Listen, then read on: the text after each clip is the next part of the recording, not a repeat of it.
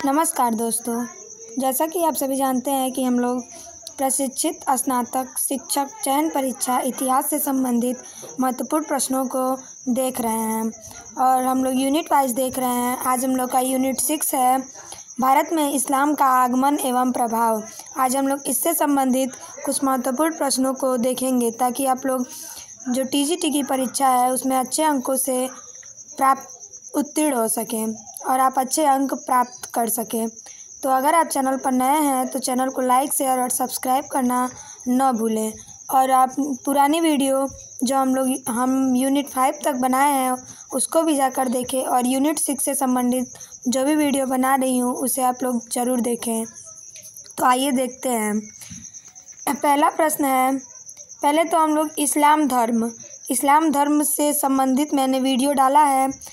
आप लोग अगर उसको नहीं देखे हैं तो ज़रूर देखें, क्योंकि पहले हम लोग इस्लाम को जानेंगे, इस्लाम क्या होता है, तभी हम लोग और उसका आगमन पढ़ पाएंगे।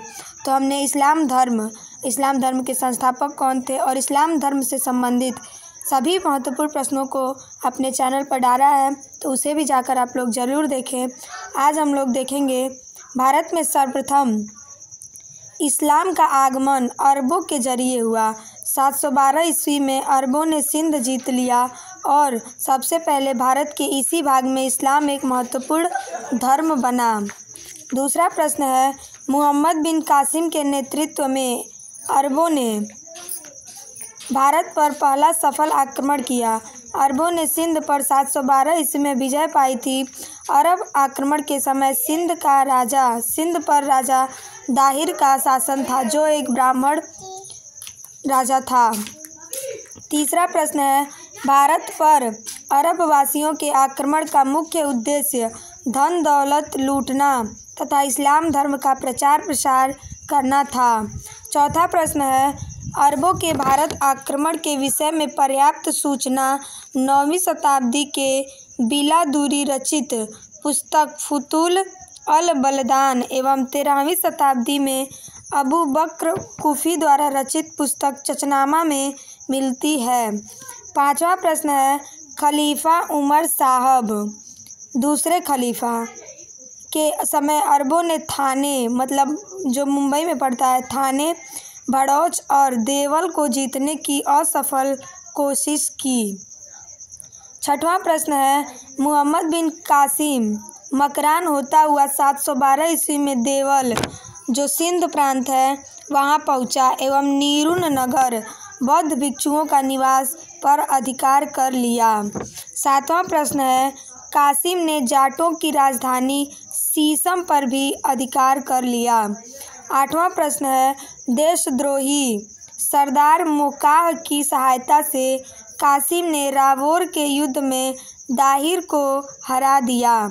नौवां प्रश्न है, भारत में पहली बार जजिया नामक कर की वसूली मोहम्मद बिन कासिम द्वारा की गई। यह बहुत ही महत्वपूर्ण प्रश्न है, आपकी हर परीक्षा में ज़रूर पूछता है कि भारत में सबसे पहले जजिया कर किसने लगाया था, तो मोहम्मद बिन कासिम ने।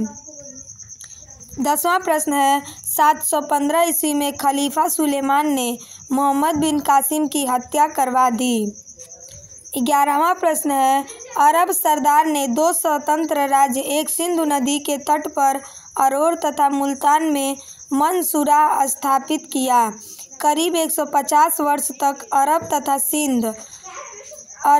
सिंध तथा मुल्तान के प्रांत खलीफा के साम्राज्य के अंतर्गत रहे।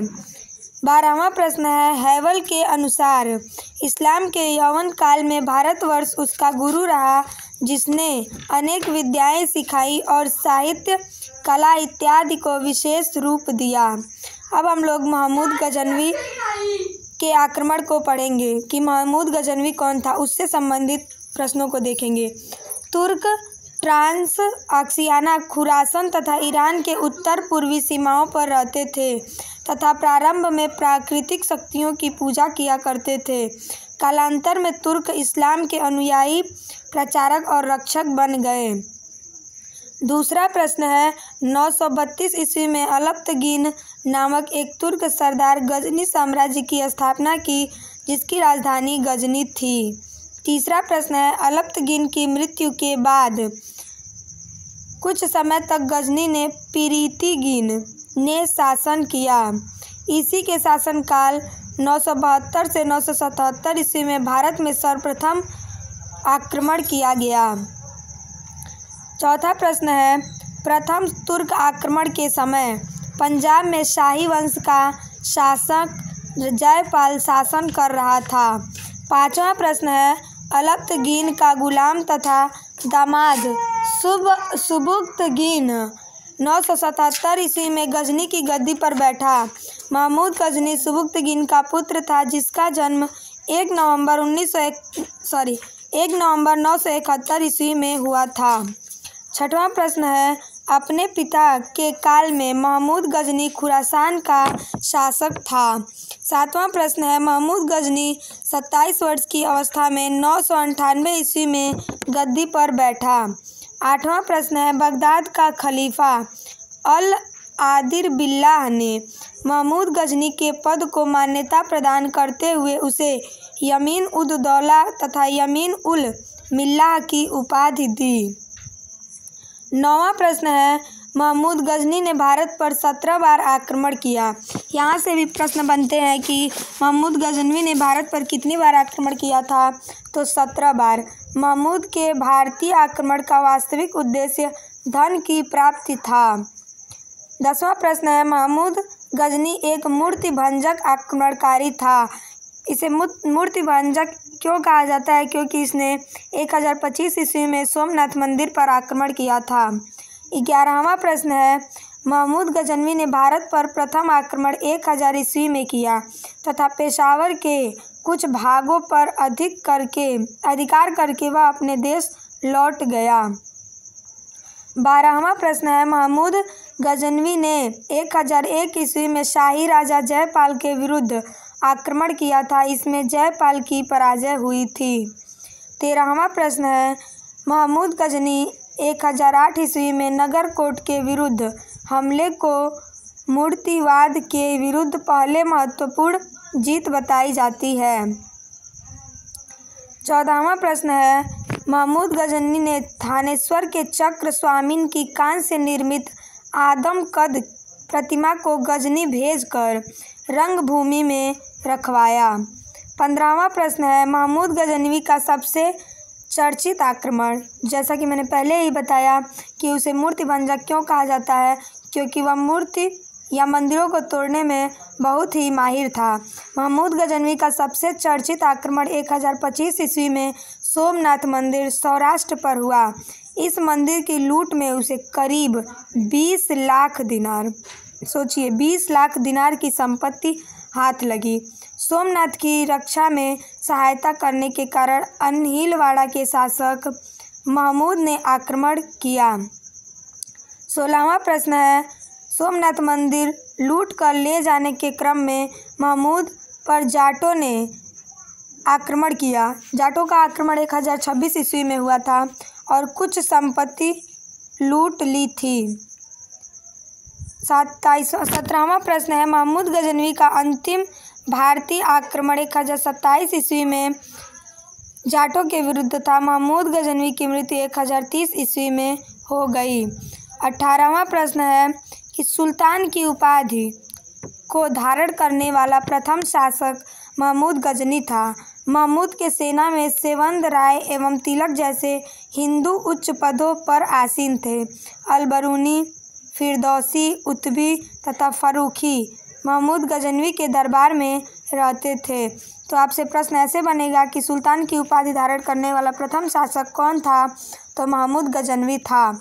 इस समय सोमनाथ मंदिर का मसला क्या है, तो नोट के हिसाब से देखेंगे हम लोग। सोमनाथ भारत के 12 आदि ज्योतिर्लिंगों में प्रथम है।